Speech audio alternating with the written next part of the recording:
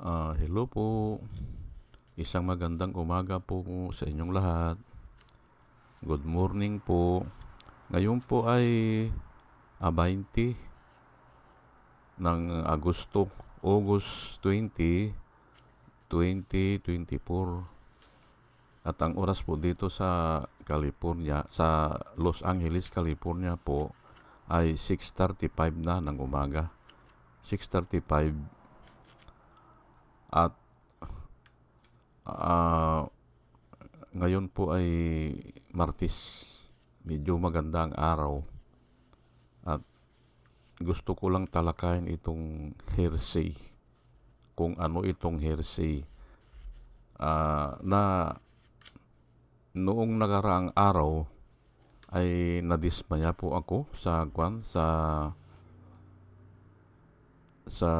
grupo ng mga kongresista.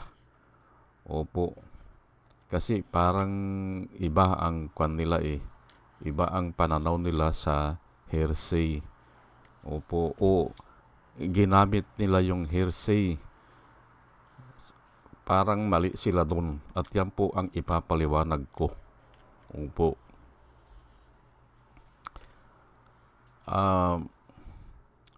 Actually, matagal ko na pong pinag-aaralan ito eh. Pero ngayon ko lang isi-share po sa inyo ang pagkaintindi ko dyan. At usually, nagbabase po ako sa Biblia. Opo. Ang hearsay po kasi, mga kababayan, mga minamahal, ay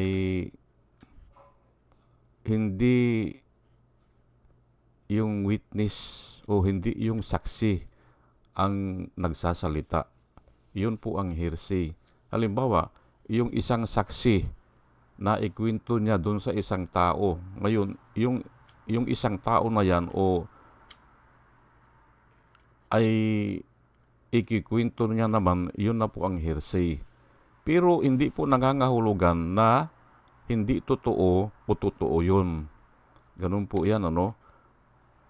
May isang pangyayari na may nakasaksi, ngayon hindi niya alam na ikikwento niya at narinig ng isang tao, ikikwento naman ng isang tao, yun po ang hearsay.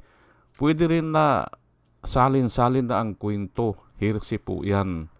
Pero hindi nangangahulugan na totoo yun o hindi totoo yun.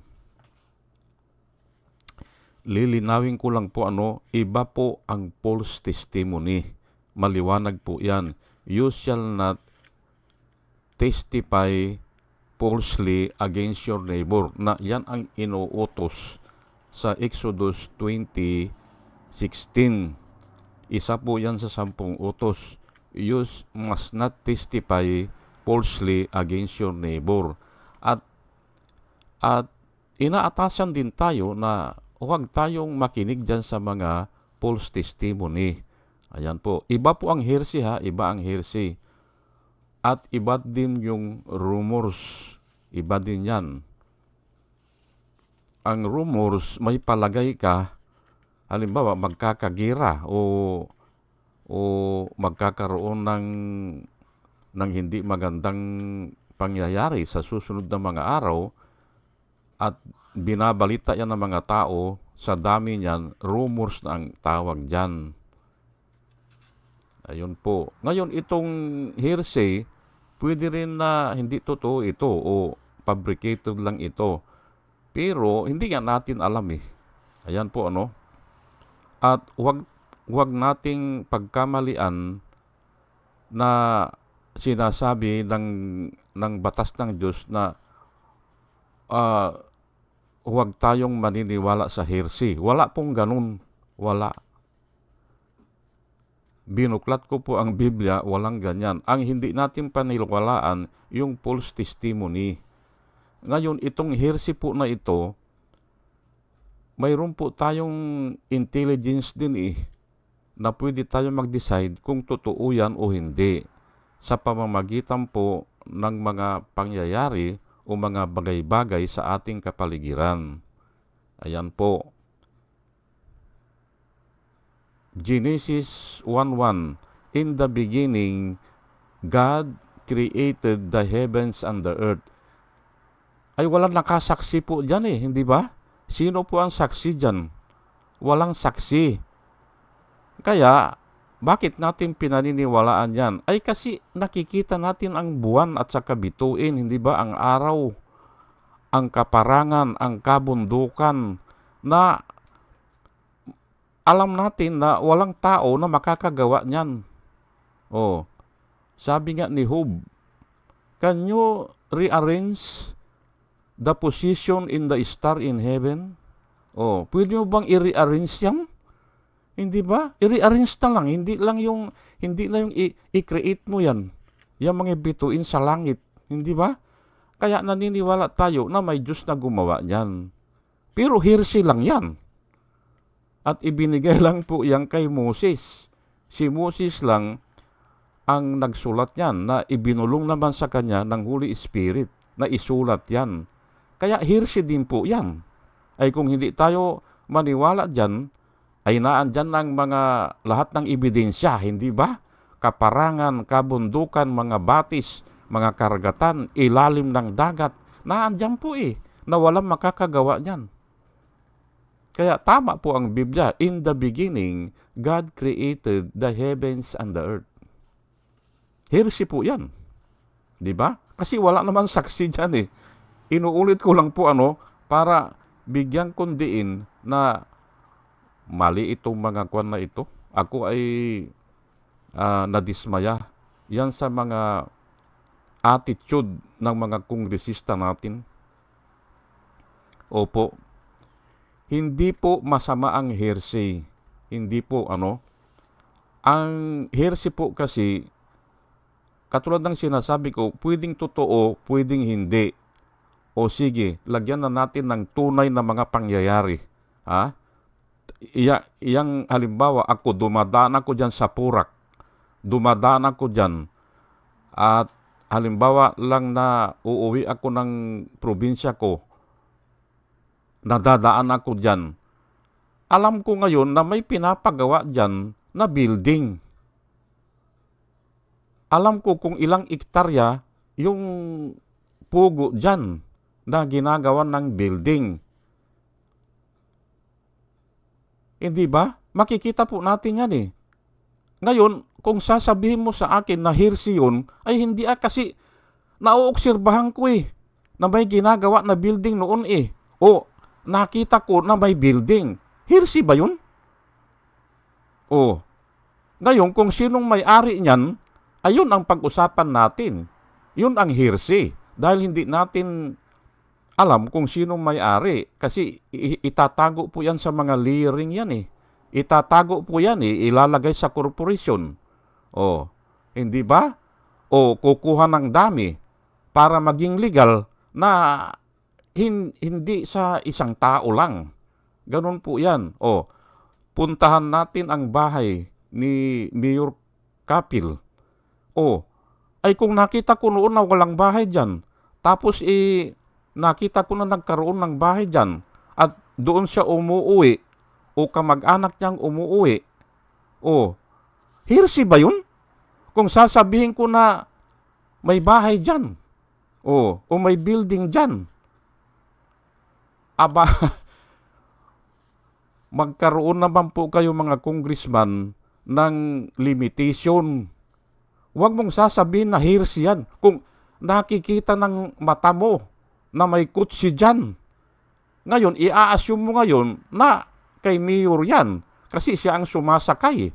Ay ngayon naman, ito namang abogado ni Mayor, hindi ba? O si Mayor, sinabi niya, kailangan natin, alam natin kung sino ang gumagamit, sabi niya, o yung position na parang ginawa din ni Harry Roque. Hindi na ako ang position dyan, sabi niya. Pinaarkilahan ko yan.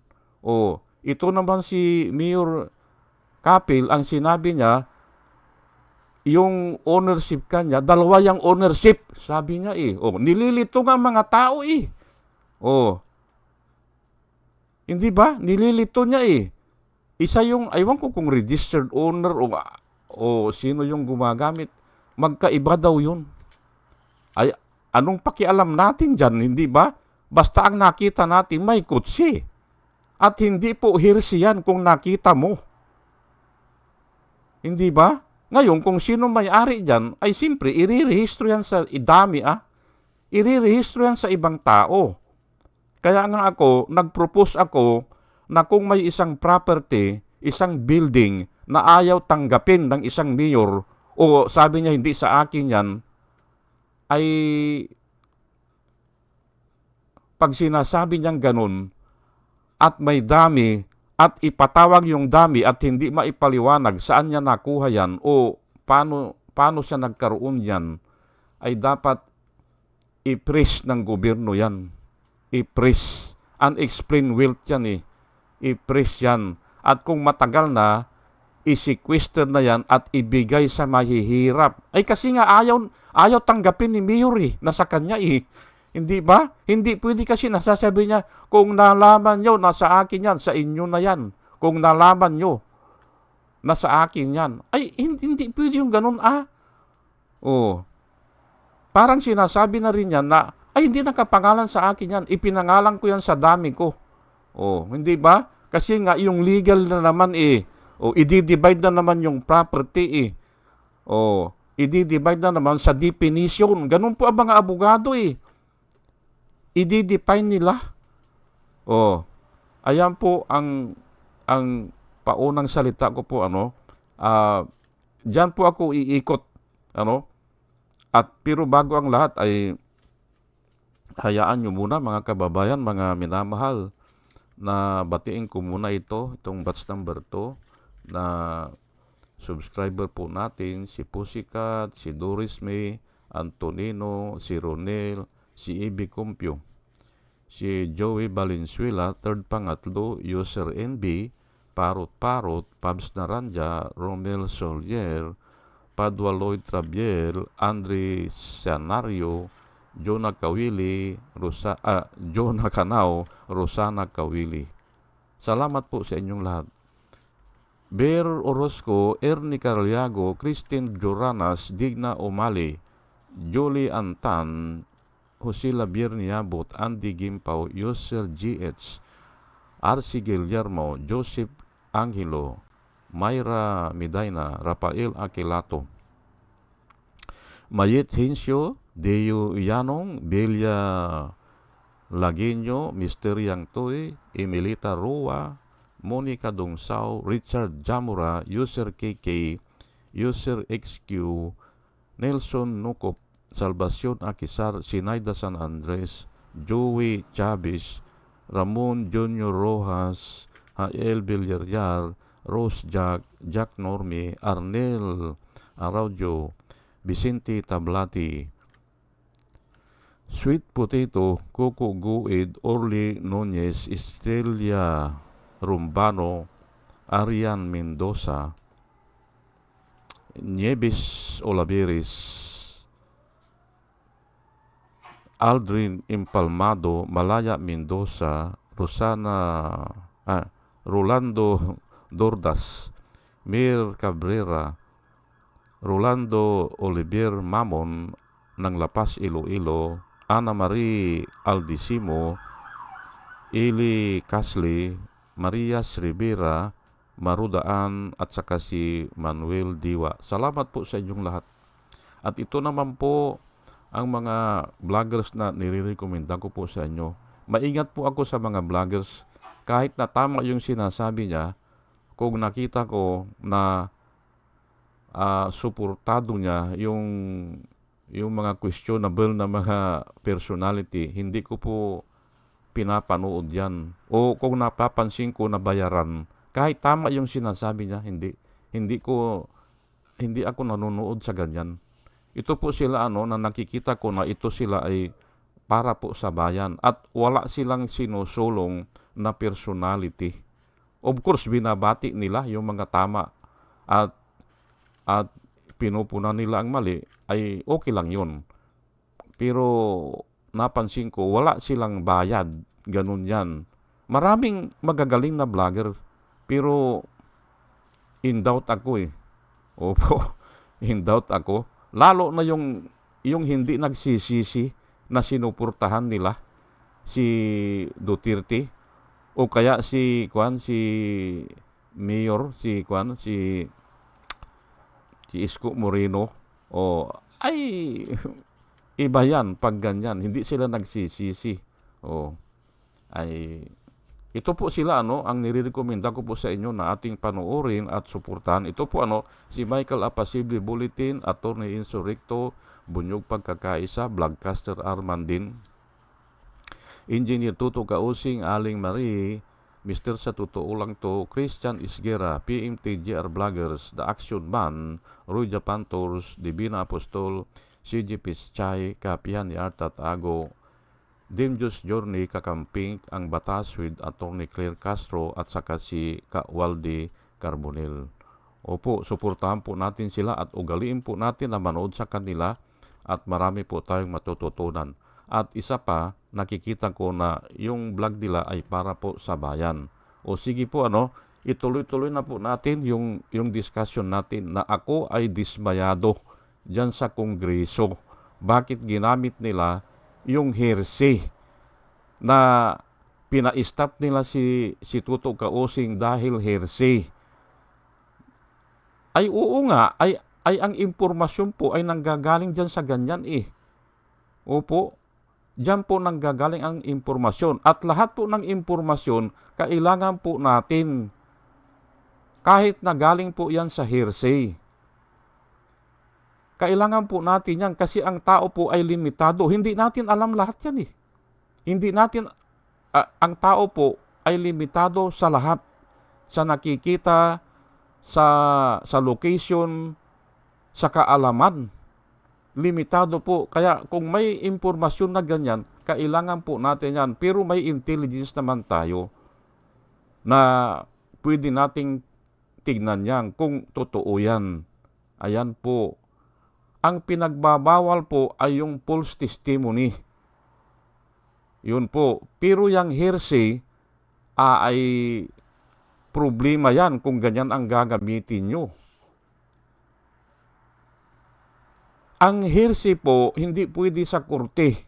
Opo. Hindi po pwede yan sa korte ang hearsay. Kasi nga, ay limitado ang oras Kailangan mag-decide ang judge kung ito ay paparusahan o hindi. Kaya hindi pwede ang hearsay. Kailangan ang mag-testify yung nakakita talaga. Sa korte po yan. Kasi nga may punishment yan Dito sa pagsusog ng batas o paggawa ng batas, walang punishment po dyan. Ang kailangan natin mga impormasyon ay parang hindi nag-aaral itong mga congressman natin Ay ito na nga sinabi ko na nga, in the beginning, God created the heavens and the earth. Hearsay po yan. Pero papaniwalaan natin. Yung pagpako kay Jesus Christ, sino ba ngayon ang tao na buhay pa noong kapanahonan ni Jesus Christ? Wala na. Wala na. Kaya lahat yan, mga hearsay na yan. Maaring naisulat o pinagpasapasahan yung salita. Opo. Kasi nga wala nang eyewitness account Kasi patay na Hindi ba? At kahit na po sa korte kung marami ng corroborative evidences, ay inaalaw na po yan. Kahit na hindi mo nakita na siya ang pumatay, kung nakita mo na naandun siya o lumabas siya ng kwarto na naandun ang patay, ay tinatanggap po yan. Hindi ba?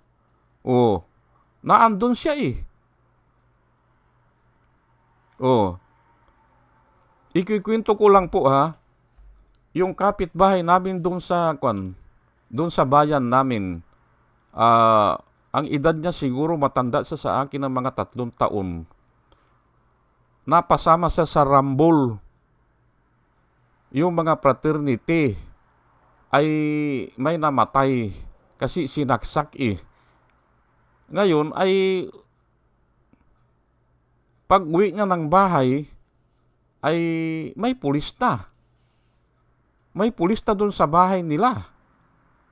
Ay yung pala, yung notebook niya, ewan ko kung notebook o libro, naiwan niya doon sa Rambol, doon sa lugar ng pinagrambulan at inimbestigahan ng pulis.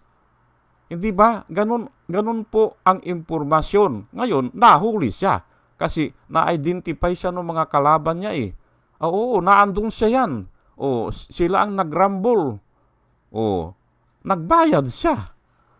Hindi ba? Inayos niya ang kaso. Humirap nga yung pamilya nila eh. Nabinta yung ari-arian nila dahil binayad. O, binayad eh. Umalis na sila doon sa bayan namin. Pumunta na sila ng Mindanao. Doon na sila nakipagsapalaran. Kinikwento ko lang po. Kasi nga ay maliit na ebidensya o maliit na impormasyon, napakahalaga po niyan. Kahit galing ng basurahan yan.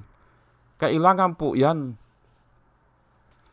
Ngayon, yun nga ang sinasabi ko, na hindi pwedeng i-implement yan na yung hearsay ayaw namin. Hindi pwede yan.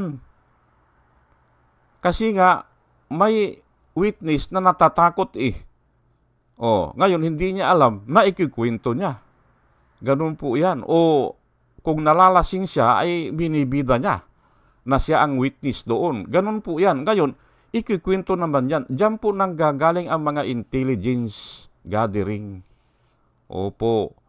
Hindi alam na ikikwento niya. Hindi naman tinatanong, pero na ikikwento niya. Ganun po yan. Ay kung kapanipaniwala naman, ay pwede yan. Pwede yan. Kasi nga, mayroon tayong yung wisdom eh. Yung tawag dyan ay, paano yun? Ano ba yun? Mamaya, makuha ko, yung parang nakikita mo kung totoo yan o hindi. Ano bang tawag doon sa Biblia? Ito po ito yung sinasabi ko na hindi ka pwedeng mag-convict kung walang witness. Ang ibig sabihin sa witness, yung eyewitness account, nakita niya. Deuteronomy 19 verse 15, you must not convict anyone of a crime on the testimony of only one witness. The facts of the case must be established by the testimony of 2 or 3 witnesses. Ang ibig sabihin niyan, yung nakakita, yung eyewitness. Yun po ang ibig sabihin niyan. Dito hindi pwede yung hearsay, hindi nga pwede yan eh. Bakit? Ay ibibilanggo yung tao eh, hindi ba? Hindi pwede. At saka para maiwasan ang mahabang proseso, kailangan ang haharap lang yung eyewitness. Ayan po para maliwanag po tayo. Sa korte lang po yan. Opo. Pero sa mga intelligence gathering, ay iayos ko lang po hindi ko pala naayos ito.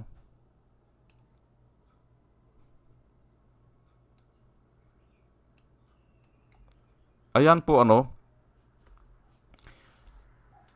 ngayon po ay bibigyan ko lang po kayo ng example na pwede po yung hearsay. Pwede yan. Kahit na nga yung hari nadadala Opo, nadadala ng mga balita o yung mga hearsay. Bibigyan ko po kayo at yung panghuli po ay sasabihin ko ay ano ba talaga yan? Luke 9 verse 9. Basahin ko lang po mabilisan lang po at isang pasada lang kasi nga ay madali lang namang intindihin ito Mas mahalaga yung paliwanag. I beheaded John, Herod said. Pinugutan ko kanya ng ulo. Si John the Baptist. Pinapugot niya ang ulo. Opo. So, who is this man about whom I have heard such stories. Tinatanong niya ngayon kung sino ito si Kristo. Hindi ba? Kasi pinugutan na niya ng ulo si John Ay bakit mayroon pang isa, ito si Kristo. At sabi nga, who is this man whom I have heard such stories? Oh, hindi ba? Hearsay yan na napapakinggan niya yung mga kwento sa mga kababalaghan na ginagawa ni Kristo. Nadadala siya. At ito pa and he keep trying to see him. Gusto niyang makita na aktual. Ayan po, hearsay po yan, hindi ba? Bakit ang isang king nadadala? Ang ibig sabihin, gusto niyang makita o gusto niyang masaksihan o makausap man lang siguro. At hindi niya po kilala ito, si Kristo. Kasi si Kristo ay lumiligid lang sa mga baryo-baryo. Opo, sa mga mahihirap. Hindi po siya nagtatayo ng kampamento. Ganyan kay Kibuloy, hindi po. Paligid-ligid siya, on the run siya. Isang araw doon, ganun po yan. Nangangaral. Kaya nga ang sabi ni Herod, ay, who is this man, sabi niya, whom I heard about such stories? Hearsay, hindi ba? May nagkwento siguro na nagpagaling o bumuhay ng patay. Ayun, hindi ba? At sa istorya po nito, nung siya ay lilitisin na ni Herod, hindi siya nagsalita, ito si Jesus Christ Ang sabi sa kanya ni Herod, bakit hindi ayaw mo magsalita? Sabi niya. At hinihiling niya na gumawa ng kababalaghan. Ay hindi naman siya gumawa. Kaya pinaalis na lang siya. Ayaw magsalita talaga ni Jesus Christ. Kasi nga ito, tinawag niya ito si Herod, Pax. Yung kwan po yan, yung hayop na Pax, till that Pax, sabi niya. Kasi sinabihan siya ng mga disipulo niya, uy, baka marinig ka ni Herod. Uy, baka magalit si Herod. Till that Pax, sabi niya, ako ay gumagawa araw-gabi. At naandito lang ako at itutuloy ko ang aking ginagawa, sabi ni Jesus Christ, hindi ba? Till that Pax, sabi niya. Yan po ang patunay na ang hearsay, nakakaapekto yan. Luke 4:23. Ito na naman, isa na namang hearsay ito. Jesus said to them, surely you will quote these proverbs to me. This proverb to me, ay, yung proverb ay salin-salin yan salawil ka inyam po hindi ba? Wala namang eyewitness dyan wala kung hindi, mga obserbasyon lang yan o kuro-kuro lang yan na lumipas ang panahon, 100 years, 200 years. Halimbawa, ang hindi marunong lumingon sa pinanggalingan ay hindi makakarating sa paruroonan. Ay matagal na po yan At kwan na yan, applicable po yan. Ang ibig sabihin ay generally accepted guide. Hindi ba? Kaya salin-salin yan. Kaya hearsay na lang yan. Surely you will quote these proverbs to me. Physician, heal yourself. Gamutin mo ang iyong sarili. Doktor, gamutin mo ang iyong sarili. And you will tell me, sabi niya, do here in your hometown what we have heard. Ayan napakinggan na naman nila yung mga kababalagan, hindi ba? What we have heard that you did in Capernaum. Hindi ba? Nire-require siya ng mga kababayan niya. Probably ito doon sa Galileo o sa Galilee. Doon siya, nung pumunta siya doon sa bayan niya, ay gawin mo kanya naman yung mga ginagawa mo doon sa malayong lugar, hindi ba? Yung mga kababalaghan, naririnig kasi nila hearsay, hindi ba? Hindi nila nakikita, pero naririnig nila. Kaya apektado rin sila. Ayan po ang sinasabi ko sa inyo. Hindi ba? Oh, sinabi ba nila, heresy yan, wag nating pakinggan yan. Oh, mga tao po ito ha, mga tao. At yun si Herod kanina, kwan yun, hari yun. Hari. Oh, ay bakit ito mga kongresista, ayaw nila ng heresy? Hindi ba? Bakit ayaw nila? Oh, i-examine nyo kasi kung totoo o hindi. Totoo ba na may building dyan? Ang tanong ko po sa inyo, totoo ba na may building dyan? Ay kung may building dyan, hindi heresy yan. Totoo ba na nakikita nung mga nakapaligid dyan sa mga boundary na yan ay pugo? O, naparati dyan ang mga politiko? Hindi ba? Nag-uopisina na ata dyan eh.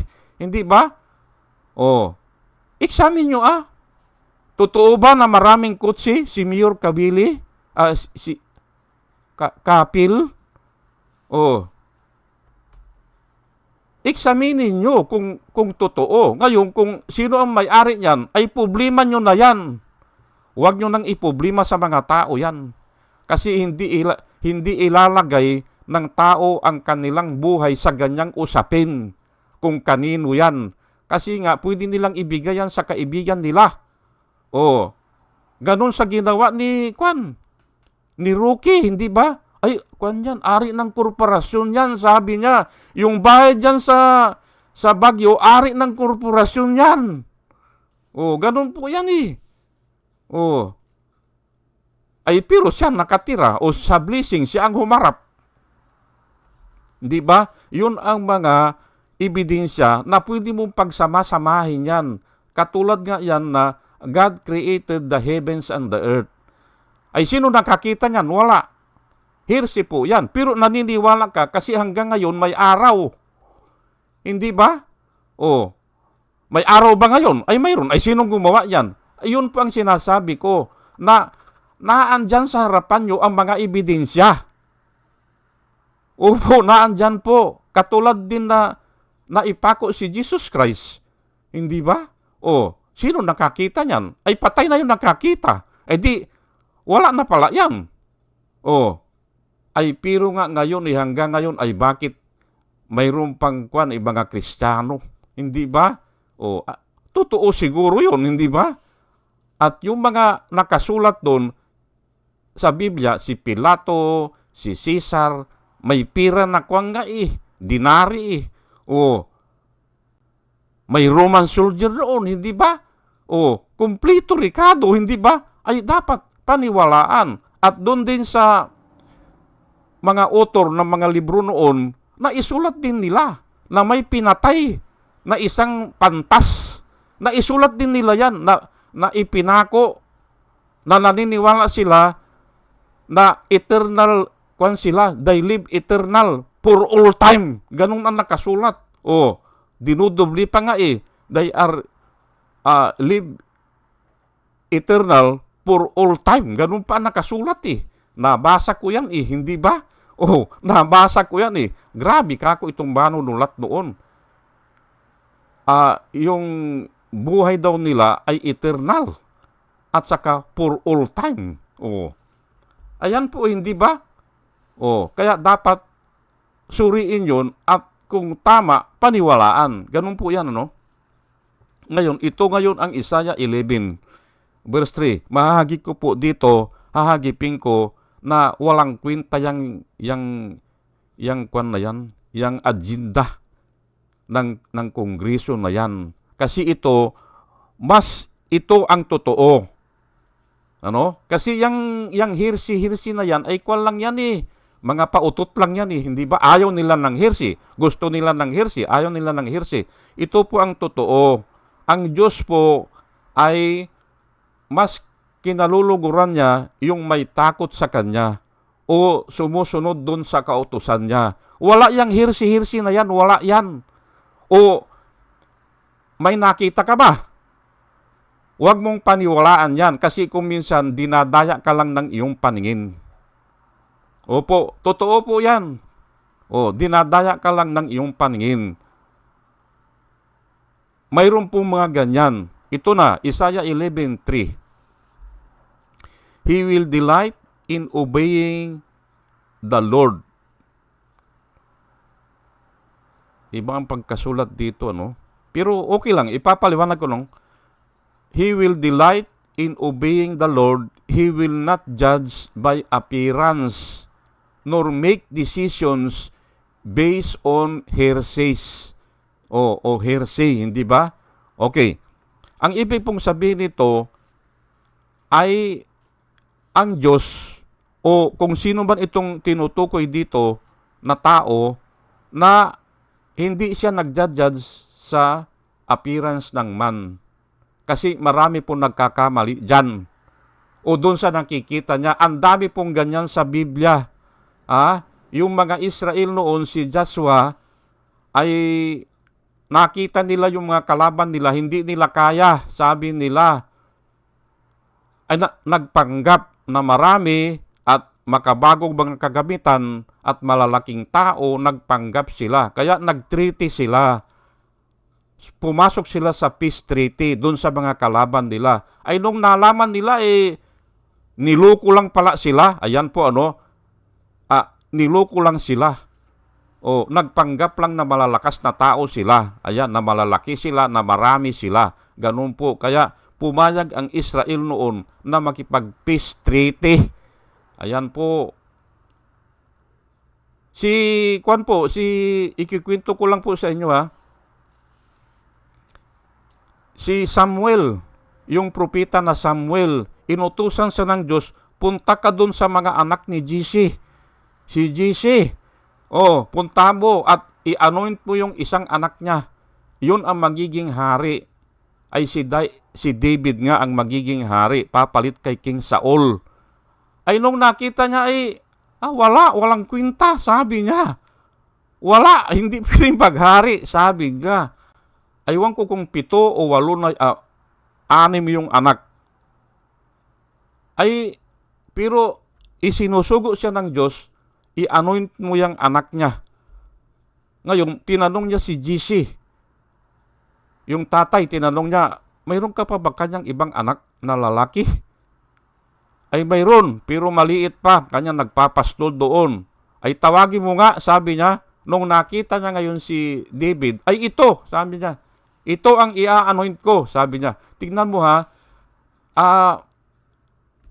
uuwi na sana siya. Kasi wala siyang makita Dahil doon sa doon sa parang hindi karapat dapat na maging hari. Nagkamali siya doon, hindi ba? Ay dapat pala yun nga do not judge by mere appearance kasi uuwi na siya adi sana hindi na mai-anoint si David, hindi ba? Nung kabataan pa ni David, aywan ko kung 15 years old o 16 years old, ganun. At saka, hindi raw mag-base sa hearsay. Ayan po. Actually, si Jesus Christ ito ang binabanggit dito na si Jesus Christ hindi magbe-base sa hearsay. Kasi nga alam niya lahat ang bagay At hindi siya nagbe-base ng kanyang decision o yung judgment niya sa mere appearance. Kasi nga ang mga tao lahat naman yan sasabihin siya ang matalino ina-acclaim nila yan sila ang magaling, hindi ba? Si Duterte sabi niya tatapusin ko yung druga na yan sa 6 months nangyari ba? Hindi nga kasi nga huwag tayong maniwala sa mga ganyan. Hindi ba? Ang ipapalabas nila, sila ang magaling.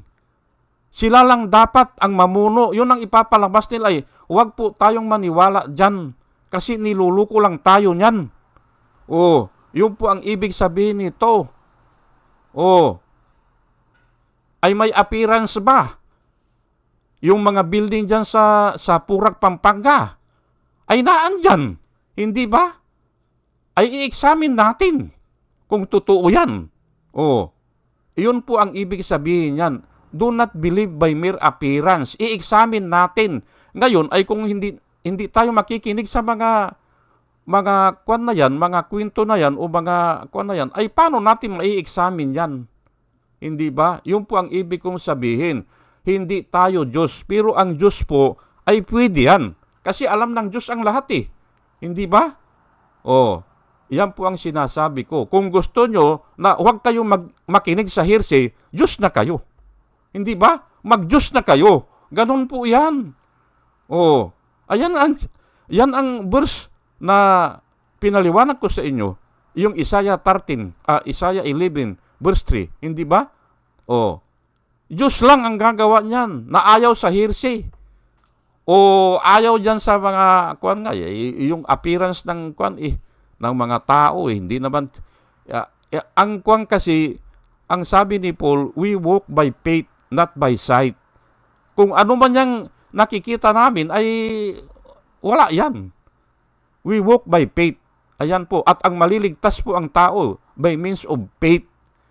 Hindi yung mga appearance na yan o yung mga hearsay na yan, wala yan. Kung tatalakayin natin, ano ba talagang hearsay sa pananaw ng Diyos? Alam ng Diyos ang lahat. Kaya hindi niya kailangan yan. Pero ang tao ay kailangan yan. Opo, yan po ang ibig kong sabihin. Pero ito mga kongresista na ito, parang lumagpas sila sa kapasidad nila. Ayaw nyo pala ng hearsay. Ang dami po na nagre-report dyan na puro mga kwento lang, hindi ba? Puro mga kwento yan. At ang masama pa dyan, yung kwento kung minsan mali o hindi naman nangyari, katulad kay Dilima. Hindi ba? Gumawa sila ng kwento na hindi totoo. Yun po ang pag-aralan nyo. False testimony po yun. Na dapat hindi nyo inaalaw yan dyan. Pero kung ang isang tao na magkwento ay mayroong 42 building doon sa Purak, Pampanga, totoo ba yan? Ay totoo eh. Pagbigyan nyo. Hindi ba? Kasi totoo eh. Ngayon, kung sino may-ari, ay simple hindi niya alam iba na naman ang mag-testify dyan. Iba. Ganun po yan. Sige po, hanggang dito na lang po at medyo mahaba-haba na ay pagpasensyahan nyo po kasi talagang ganito po ako eh. Pag ako ay tuloy-tuloy ay malilit na pala ako. Sige po salamat po sa inyong lahat salamat po.